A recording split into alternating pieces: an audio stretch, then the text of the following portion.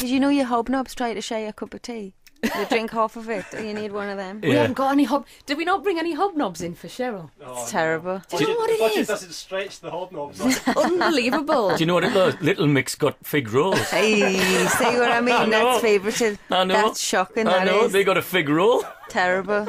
If it had been up to me, it would have been bourbons. Bring a bourbon They're the in. best. Absolutely. Do you think? Chocolate bourbons, were they? Oh, got to be a Jaffa cake. No, because a bourbon lasts a long time, because you can eat it carefully. You eat the top half and then you eat the creamy Scrape the bit. chocolate what? off, yeah. Scrape with it it? off and then you eat the next bit. It's like 3 biscuits in one. After you've dipped it? No. Oh, you dip it and you just eat it soggy. We're just having a discussion with Cheryl Cole about biscuits, about tea. It's Real Radio Breakfast with Gary and Lisa. Good morning, Cheryl. Thanks for joining us. Thanks for having us. I tell you what, you're looking fantastic this morning, can I just say? Oh, thank you. Yeah, which leads on to my first question. When was the last time you were chatted up? And not for a long time. Don't even think about it. Can I not even try? Don't even think about it. All right, then, okay. How are you? Everything all right? I'm good, yeah, really good, thank you. Excited about what's going on at the minute? I'm excited to be home. Stayed with your sister last night. Yeah. Good catch up. Yeah, we had a Chinese takeaway and just sat on the floor and had a good catch up. She's got crazy kids, so it was manic. Did you order it online or did you phone up and order it? Phoned up. So you phoned up and said, oh, Cheryl. Oh, I know them. Oh, you I know them them? for years, yeah. Did you get discount? Nah, terrible that, isn't it? Did you get free prawn crackers, though? Yes. 2 bags. 2 bags? Yeah. Well, it's nice to have you back in the northeast. Thank you. How often does that happen? Not as often as it should. Or it's normally like special, rare occasions, Christmas, or someone's big birthday. Do you get out? I mean, you obviously said to Gary said, when was the last time you were chatted up? What about when the last time you got out in Newcastle was? Not for Can't remember. About 3, yeah. Yeah. I think it was an after party when the girls had been on tour, and we went to Tup Tup. Did you have the VIP bit at the back as well? Aye. Do you know? I think I'm on the wrong arse, are you? Well, you know. I need to be an international singer. I love how you're putting yourself like on the same level. I tried to get into the bit and they put the rope across for me. What, to stop you getting in? And the thing is, I'm that unfit I couldn't either straddle it or limbo it. Well, we've not even talked about you've got a new single, Call My Name. That's out on the 10th of June, written and produced by Calvin Harris. Very tall man, isn't he? Yes, very tall and thin. What's it like when, you've got a new album, you've got a new single to promote?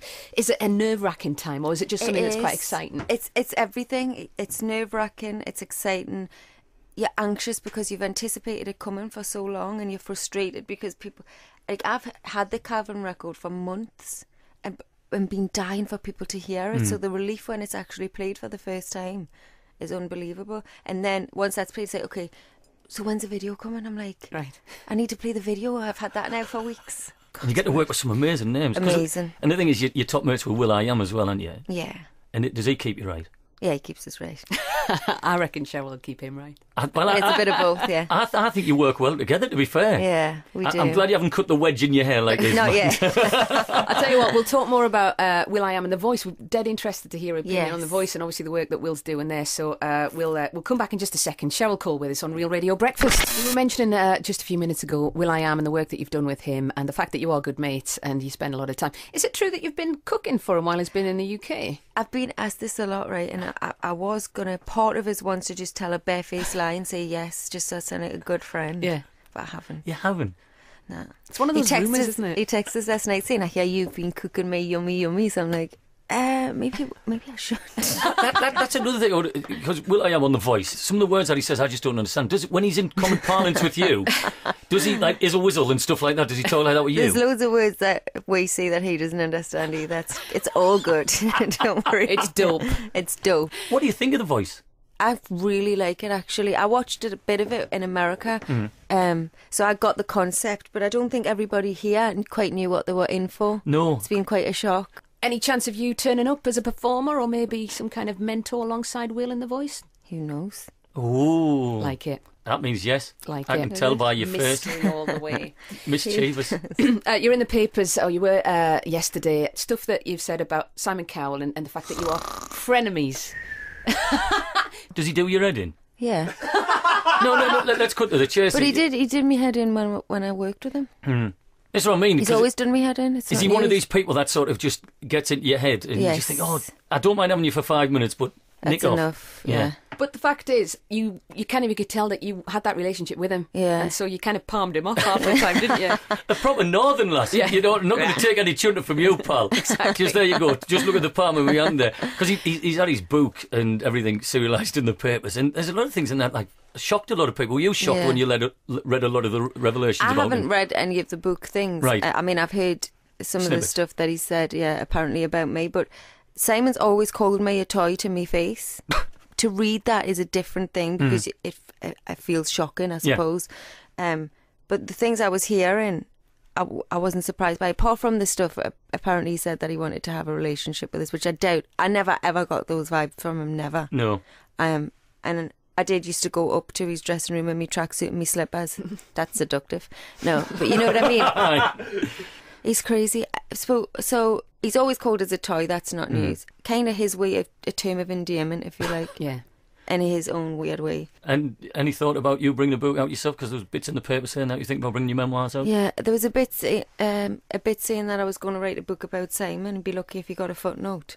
Yeah. But I've been offered to do a book for the past 3, maybe 4 years now, to do an autobiography, and I've never really considered it before because I just never wanted to. Well, it's an amazing story what you've got. You've come from Newcastle, you went through a talent competition, you ended up being a judge on a talent competition, and then you're this international superstar now with friends all around the world.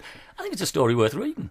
Oh. Do you know what I mean? I mean, You've I got an have order there. considered it. There you go. Boom, I've sold a book. Oh, my spelling's terrible. I couldn't write it for you.